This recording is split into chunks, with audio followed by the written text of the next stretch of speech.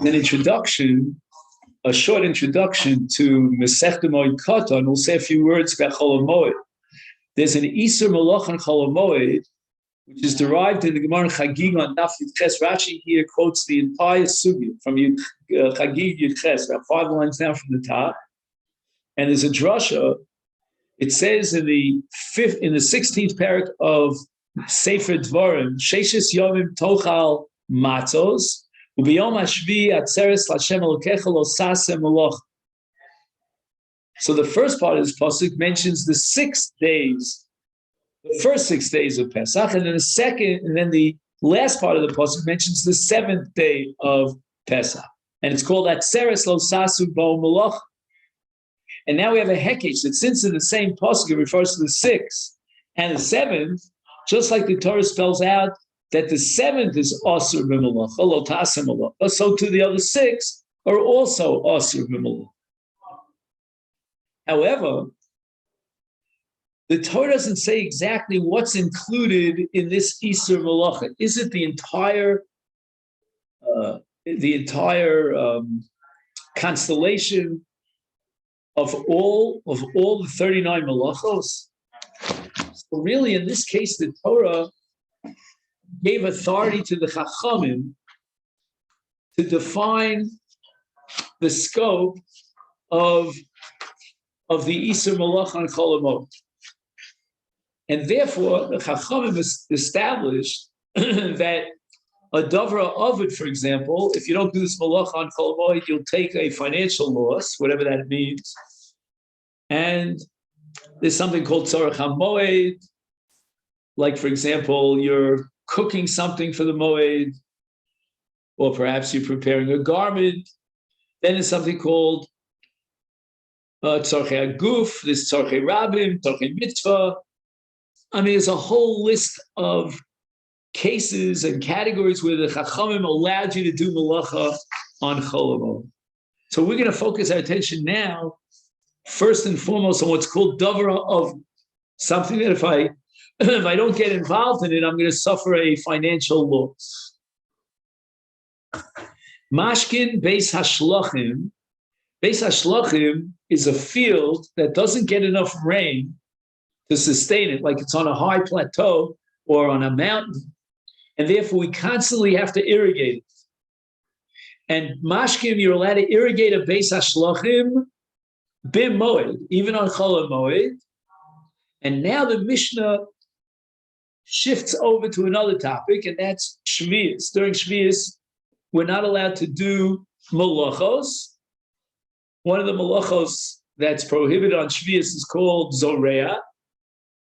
And in a more general sense, Zoreah includes anything that's improves the the produce, right? In other words, like watering something, even if the seed is already there. But in this case, where you're irrigating a field, and the field cannot subsist on rainwater, and it's going to dry up if you don't do the irrigation, then we're going to permit Hashkas Beis Hashlachim on Shvius. Now, what's the flip side of Beis Hashlachim? That's called a Beis Habal. It's going to come up in the Gemara, so we might as well mention it. And a Beis Habal is in a lower plateau, it's in an emek, valley or whatever it is. It's got plenty of rainwater, ample supply. And therefore, there's no pressing need to do an irrigation. And it seems from the Mishnah that the Mishnah is only permitting a Beis Hashalchim, a Shlachim, not a Beis Habal. Now the Mishnah adds, Bein mimayan sheyotza b'tchila, bein mimayan shelo yotza b'tchila. As far as irrigating the field, you can irrigate from one of two kinds of streams. One is a stream that yotza b'tchila means it's now the first time that this spring appears. And what that means is that the stream has not yet established its path, its pattern. And in the Hebrew, he writes, "Adayin lo nase kavua." It's not set. lehiluch mema, in terms of where the water is going to go. Because once it's already kavua, then the ground is already been, it's already been, so to speak, furrowed, and it's solid. So the big chiddush here in this Mishnah is that even though it's yatsa b'tchila, you're still allowed to spread, the ground, separate the ground in such a way that the water will irrigate your field. And we're not afraid that in this new stream that doesn't have a mokum kavua, it will collapse on you because it's not solid. And if it collapses on you, then you're going to have to get involved in what's called a great tircha. That's already prohibited. Okay, again, the concept of tircha is a complicated concept that that's what we're going to learn here in this Masechet. But the chiddush of our Mishnah is that we're not afraid that there'll be some sort of collapse of the sand or the dirt, and you're going to have to be matriach yourself to dig a new furrow in order to draw the water through for your fields. Then it says, Bein mayin shelo yatsa b'tchila, which is an old mayan that is flowing for a long time, and it has a makom kavua. That's exactly where it always goes. So the question is obvious, and that's what the Gemara is going to raise. Why did the Mishnah have to bother telling me that? If you're telling me that even in the case of a mayan sheyatsa b'tchila, where it's not a mokum kavua v'lehiluch meimav, and there's certainly a chashash that you might have to do a tircha yisera if it collapses, how much more so goes without saying that we're going to allow you to irrigate a field from a well-established maya. That's kavua and lehiluch meimav. So why did the Mishnah have to do that? Aval ein mashkin lo mimei geshamim v'lo mimei kilom. Okay, now let's say the rainwaters fall down. We're not talking a maya, some sort of natural spring where the water flows, but rather the water comes down and it gets collected in one place, possibly because that place is a little bit below ground level. And in this situation, we're not going to allow you to irrigate because this requires a tremendous amount of work. What you're going to have to do is you're going to have to go into this, this location where the Me'ek Shama is collected, and you're going to have to dig out the water. Can you imagine how much work it is? Like one pail at a time. Probably they had a whole, a line of people. You pass it to him, and then he would pass it to you. V'lo mimei kilom. What's mimei kilom? Bar amok. It's a very deep pit. The yeshbo megishamim, and the water has collected there.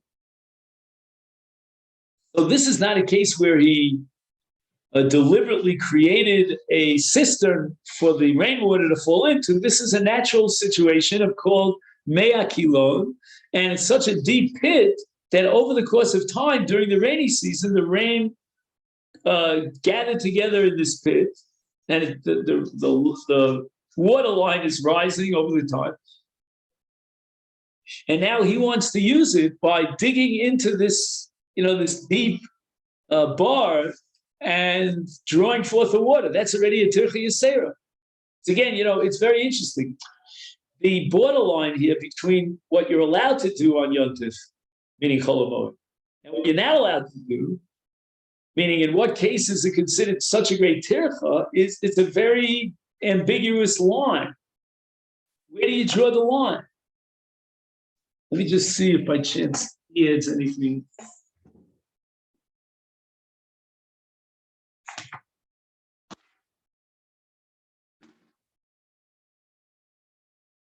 He says one may water an irrigated field. Okay.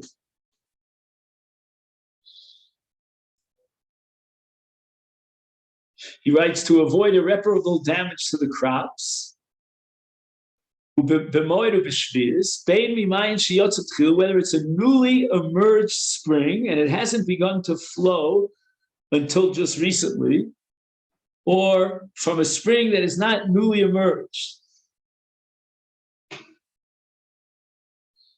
He says, in the case of a newly emerged spring, the walls meaning of the flow, I call it the furrow, are not yet sturdy. And we might have had a fear, a chashash, that they'll collapse. And then a person, in order to restore them, he will have to perform repairs involving excessive exertion. Okay, now we have an English translation of the word tircha. Excessive exertion, 2 EXs, which even for an irrigated field is forbidden. And the Chiddush of the Mishnah is that any type of spring, whether it's newly emerged or of long standing, may be used.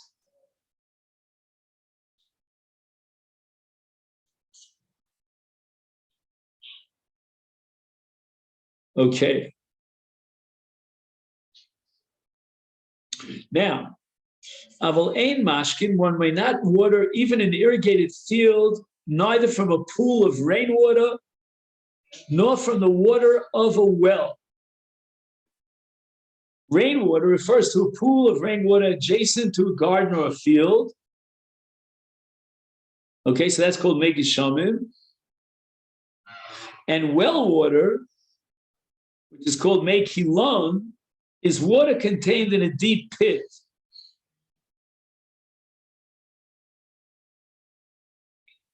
And water in a deep pit requires a great deal of what word do we use? Excessive exertion, right?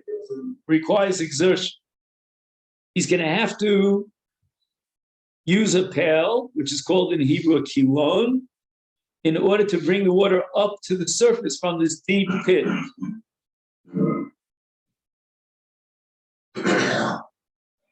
So that's what we're saying. This is also on Moed and on Shvius because of Tircha Yisrael. V'ein osin ugios l'gefan. So they used to make ditches around the roots of the grapevines in order for the rainwater to collect in these ugios, which he calls gumos. Now I have a very important note here, which quotes a machlokes rishonim. When it says in our Mishnah, "V'lo mimei kilon, lo mimei geshamim," is that referring to Moed and only to Moed, or even to Shvius?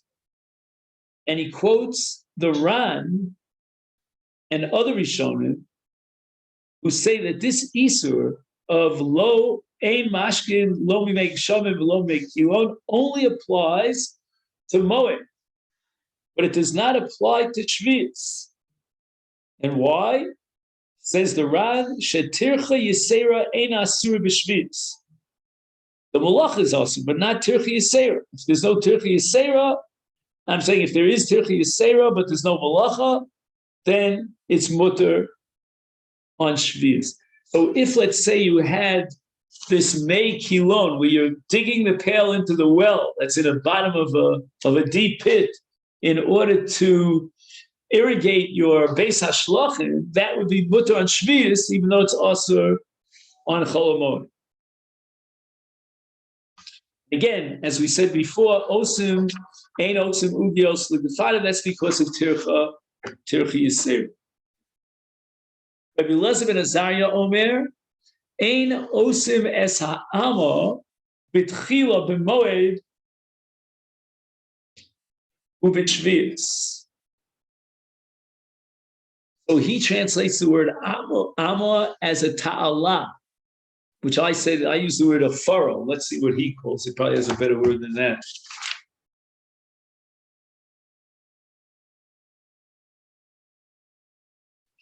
Where am I?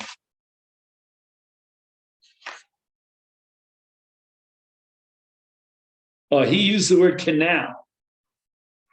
Okay, he's got an irrigation canal. So to dig a new irrigation canal, says Rabbi Elazar ben Azariah, is possible.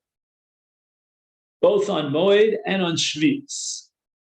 Now, why is it us on Shvis? We just finished saying, in the name of the Ran, that on Shvis is no Isur Tircha Yisrael. So Rashi says, "Mishenira ka'oder." Oder means when you hoe something or rake something, and that's prohibited on Shvis. And now it looks like he's doing ma'ader.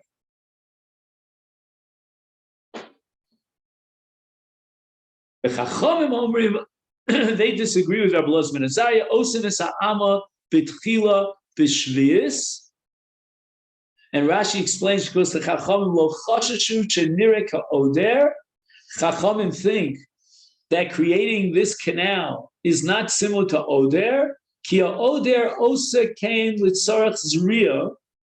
The purpose of Oder is to prepare the ground for seeding, for planting, and therefore chofer umachzir sa'ofer limkom.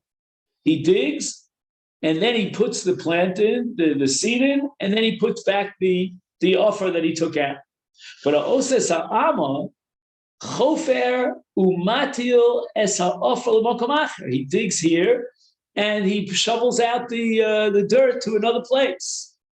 So it's not at all similar to ma'adir, where you are going to use that very dirt to cover up the hole after you seed the ground.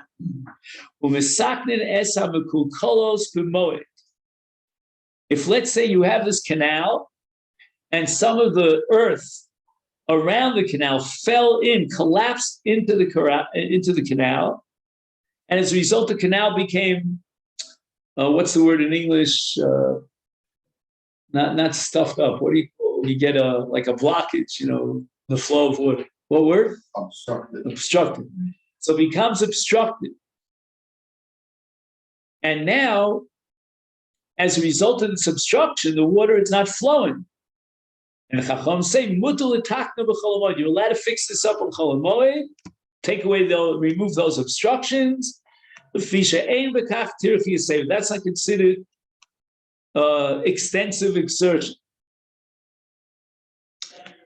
Is mutal takna b'chol moed lefi shein v'kach tircha yiseir. Kol shkein shemutal takna b'shvius, where there is no isur tircha.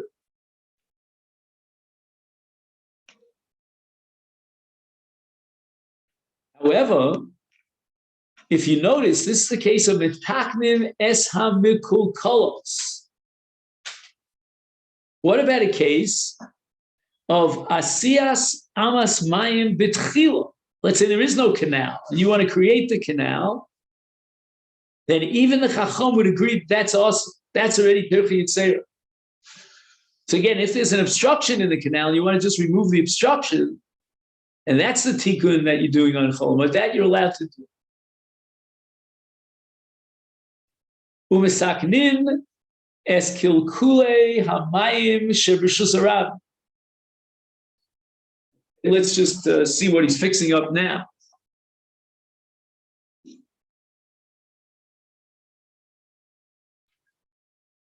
One may repair damaged cisterns, right? A cistern is where the water collects in like a ditch, in the public domain. He says, if some of the stones that make up the walls of the cistern collapse into the cistern, they may be removed. Or alternatively, if these cisterns are cracked and dirt or sewage is seeping into these cracks and polluting the drinking water, they may be repaired for the sake of the community.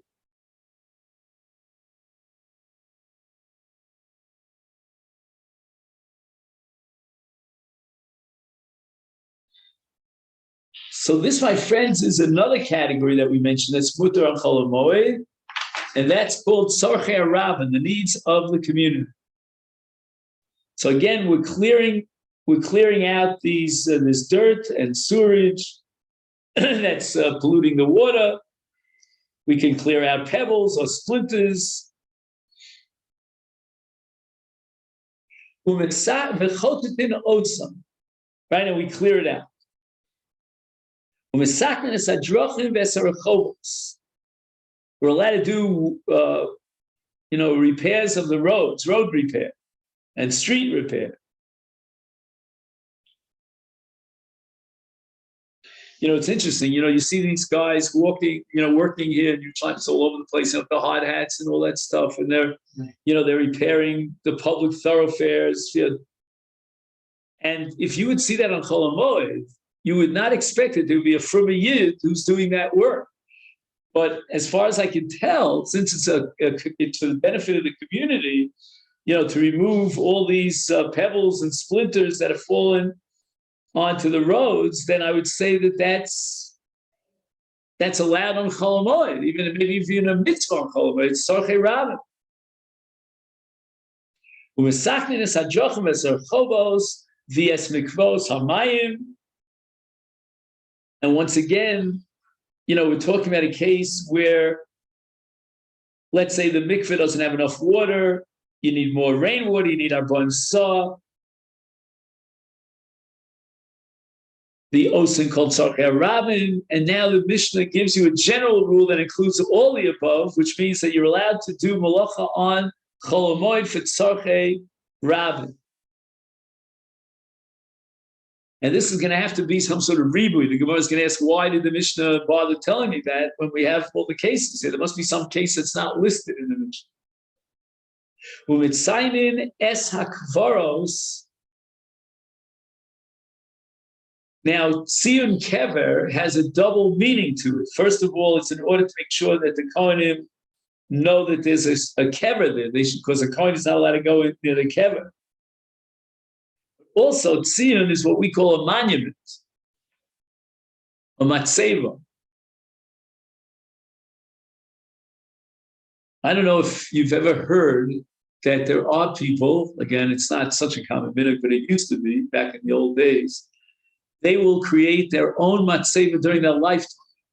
Have you heard about it? It's supposed to be a school of Arichas Yom. But it's interesting, my parents are buried on Har Menuchos, and whenever I go up to Har Menuchos, I see, two kvarim, which are friends of my brother, childhood friends of my brother, and actually the parents of my brother's childhood friends.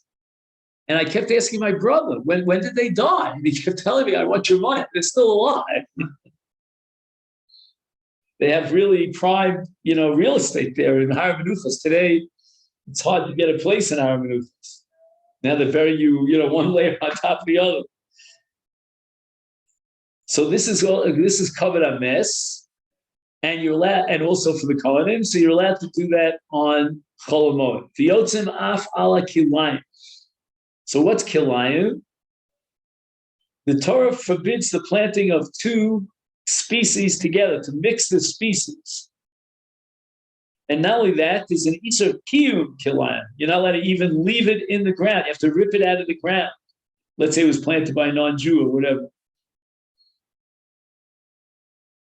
So what is the Mishnah coming to permit? He says agents of the court, of the Beis Din, would inspect the fields, and if they found kilayim, they would uproot the kilayim that they found.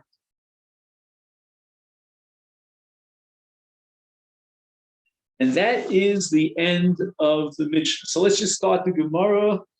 We have a few minutes.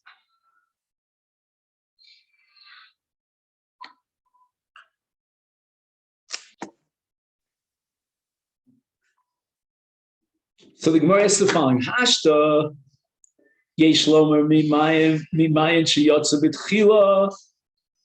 Now that you're telling me that it's a brand new spring that emerged for the first time, and it hasn't yet created its own canal, and you're allowing, setting up the irrigation through such a mayan sheyotza b'tchila, and that is despite the fact that the osi in fule, it's very shayach that maybe, the walls of the spring would collapse.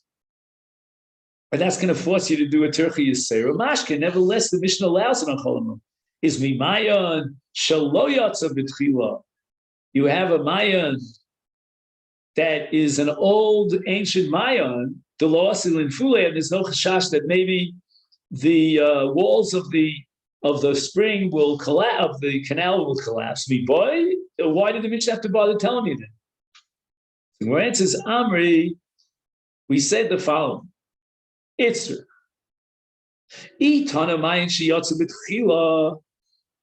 If the Mishnah would limit itself to a case of a brand new spring, I would have said, Hachahu the Beis HaShalchin in Beis HaBaal Lo. Here's where the Mishnah limits it and only permits it to an irrigated field that is desperate for the water. And if you don't water it, you'll lose it might dry up and you'll never be able to resuscitate it. But if you have a Beis HaBaal, you remember I mentioned that a Beis HaBaal is the opposite of Beis HaShalchin. That's on a mountain. It's got plenty of, it's in a valley. It's got an abundance of water. And now it's got abundance of water. It doesn't need the irrigation. It's not a Dobrova. We're not going to allow you to do that on Chol Moed.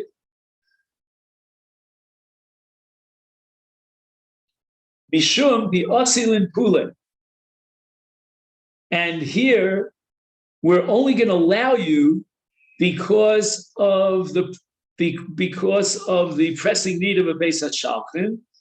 And other than the pressing need of Beis HaShalchin, if it's a field that doesn't require irrigation, namely a Beis HaBaal, we're not going to allow you to do that. And why not? Mishum the Osilin Fule. Right? We're afraid that the walls of the spring might collapse.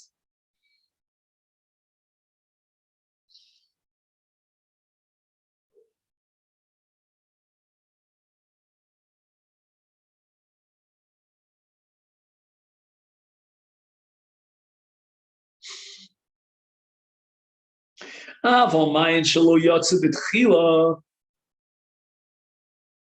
if you have a well-established spring that's been flowing for ages, we're not afraid that the walls will collapse.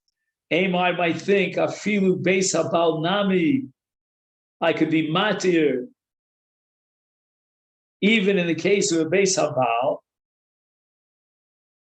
But mashmalon, that's what the Mishnah says. Loshna mayin sheyotzim tchila, loshna mayin lo yotze b'tchila, bein beis hashalchin in beis habal lo.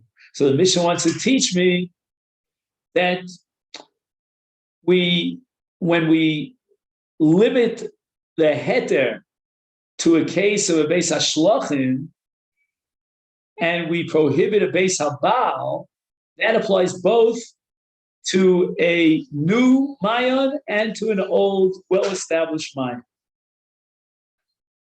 The Gemara asks, "Umay mashma da hai beis hashlachim lishna de tzachusahi." Tzachusa is like simaon, and the language of beis hashlachim means that it's thirsty for liquids, for moisture, because, as we said before, since it's on a mountain, it's not getting enough rainwater. So why do you call it a beis hashlachim? The Gemara seems to be focused on the etymology here, the meaning of the word. Tichsiv, and it's based on a pasuk in Dvarim, v'ata oyef v'yagea. This at the end of Parashas Kiteitzei, with regard to the attack of Amalek, they attacked us when we were exhausted. If we look in the Targum, it says v'at mashlehe v'loy. Now, I'm not sure what the word mashle means, but the word loy means to be exhausted. Leos is exhaustion. And he says here in the note that when it says mishalhe, that's the same as mishalche. And that's why it's called the Beis HaShalchin. The letters ches and he are interchangeable. The word shalhe in Targum Uklus means faint from thirst. And that's a Beis HaShalchin because since it's a field that requires irrigation, it's thirsty for moisture. It's fainting, so to speak, from moisture. And finally, Umayshna the high Beis Habal Lichna the Miyas Vusahi. How do we know that the phrase Beis Habal means that it's satisfied with natural rainfall. It doesn't need any, human intervention of irrigation. The sieve, because the pasuk says in Yeshaya Navi, Ki of al bachur besula, u'etaginon arei b'ma dimitosa.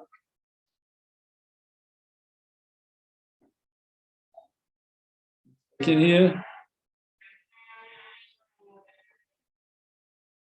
U'etaginon arei kima dimisosa. What does that mean? He says, as a young man settles down with a girl who's never been married, so too your children will settle in you. A young man who marries a woman for the first time settles contently into his home, no longer wanders from place to place as he did when he was single. Okay, this is a message we have to give to some young men. So we're basically talking about a part of the land of Israel that's well settled. That you could be content because there's plenty of rainwater to supply for the Beis Haba. Okay, then that's where we're going to end for today. And tomorrow, Mr. Shem, we'll finish this up. Well, let's just make a note of where we got to.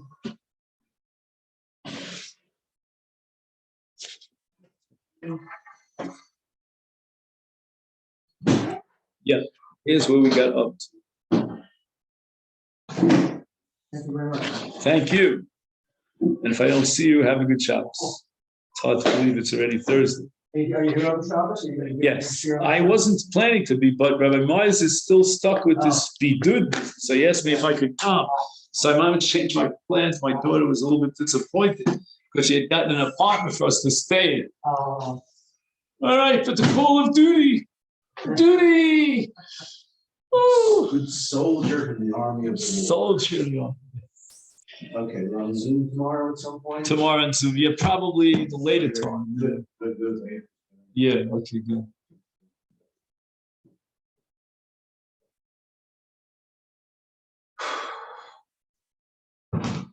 Seems like yesterday we started Megillah. This stuff only makes you aware of like the flow of time, Yeah, 30 minutes. A lot of use of this. A lot of good extras. Oh, to what? To Daf Yomi? Yeah, something like side benefits, like.